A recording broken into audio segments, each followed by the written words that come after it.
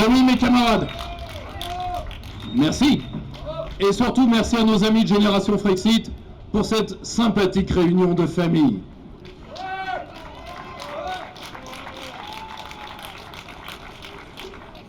Comme vous le savez, j'ai un léger, pour ceux qui me connaissent, talent pour la provocation et j'espère qu'il ne sera épidermique à personne.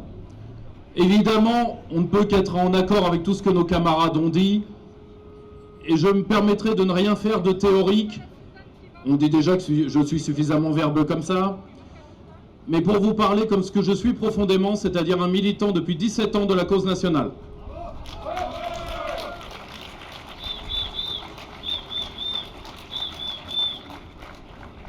J'aimerais particulièrement, parce que ce qui me fait le plus plaisir, c'est de voir les jeunes générations qui arrivent en nombre vers le souverainisme français, je voudrais qu'on garde et qu'on les aide à garder en mémoire quelques petites observations sur cette période 2005-2021, sur notre mouvement et notre famille de pensée, et sur des choses qui, je suis désolé, ne doivent pas perdurer si nous voulons gagner, car le but, c'est la victoire.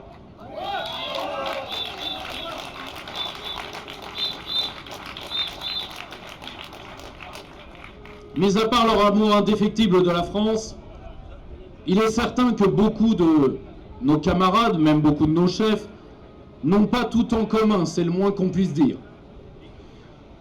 Et ce n'est pas grave si on résiste à certaines tentations.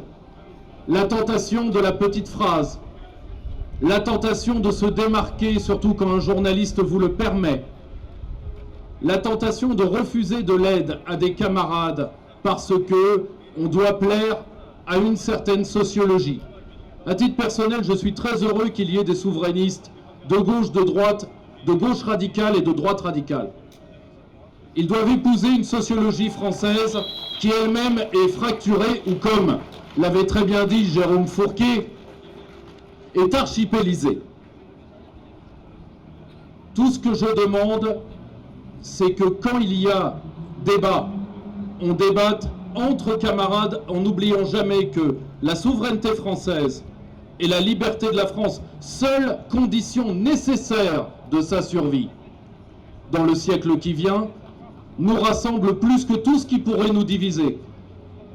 J'aimerais qu'on prenne le souverainiste qui est à côté de vous comme ce qu'il est, c'est-à-dire votre camarade de combat.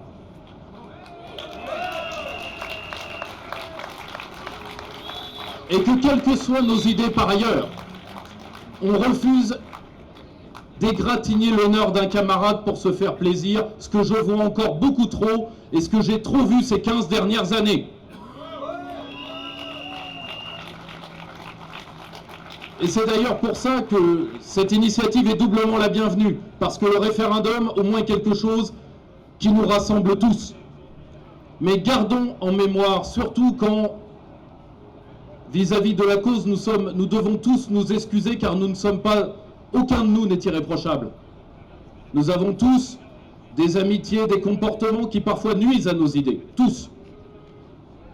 Mais ne jamais oublier que la France est notre seul but commun, que tout le reste est accessoire, qu'il ne sert à rien de prendre de haut certains camarades parce qu'ils ont un micro-détail, car à côté de la France, tout est un détail. De différent avec vous, pour que nous arrivions, et c'est le prix de la victoire, à une amitié souverainiste, à une amitié française forte, pour une raison. Il n'y aura pas de grand soir. La guerre sera longue, et elle sera longue pour une raison avec laquelle je conclurai. Il y a une particularité de l'européisme français. L'européisme français n'est pas un placement de carrière comme a pu l'être l'européisme anglais comprador des M. Blair et consorts. L'européisme anglais n'est pas une assurance de kleptocratie comme elle l'est pour certains pays de l'Est. L'européisme français, lui, est une volonté de dissolution de la France, portée par une élite qui entend que l'Europe la remplace et la détruise, Ça fait un siècle que ça dure. Titre personnel, j'ai participé avec d'autres à l'historiographie de tout ça. Donc, ça ne se passera pas comme nos amis anglais l'ont fait, et encore avec tant de difficultés, vu qu'ils avaient en face d'eux les traîtres Theresa May et comment il s'appelait le travailliste là qui parlait du Moyen-Orient tout le temps, Monsieur Corbyn, et qui nous ont tous les deux délestés de leur présence. C'est d'ailleurs ce qu'ils ont fait de mieux. Ça ne se passera pas comme ça, parce que nous avons en face de nous des gens, et il faut se l'avouer, qui ne veulent pas uniquement la servitude et la soumission de la France, mais qui veulent sa mort. C'est comme ça, et donc malheureusement ce sera nous ou eux. Merci beaucoup.